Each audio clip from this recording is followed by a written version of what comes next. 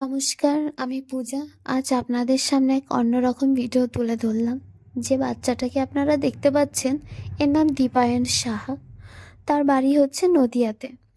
DMD, Duchenne muscular dystrophy, একটি বিরল প্রাণঘাতী রোগ যা প্রতিদিন তার পেশি দুর্বল করে দেয়, যার কারণে সে হাঁটতে চলতে পারে না। একমাত্র সঙ্গী হচ্ছে তার হুইল চেয়ার। তার এই ট্রিটমেন্টে খরচ ২৭ কোটি টাকা, যেটা আমাদের মতন মধ্যবিত্ত মানুষের পক্ষে একেবারেই সম্ভব না। আমরা কি পারি না তাকে সুস্থ জীবন দিতে? আমরা কি পারি না তার মুখে হাসি ফোটাতে?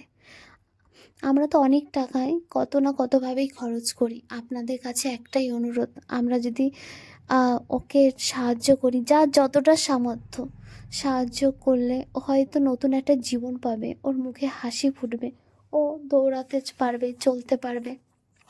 তো আপনাদের কাছে একটাই অনুরোধ, আপনারা যে যেখান থেকে ভিডিওটা দেখছেন বা দেখেছেন, তো সবাই যে যার সামর্থ্য মতো ওকে একটু সাহায্য করবেন। সবাইকে আশীর্বাদ করবেন যেন তাড়াতাড়ি সুস্থ হয়ে আমাদের মধ্যে আবার ফিরে আসতে পারে।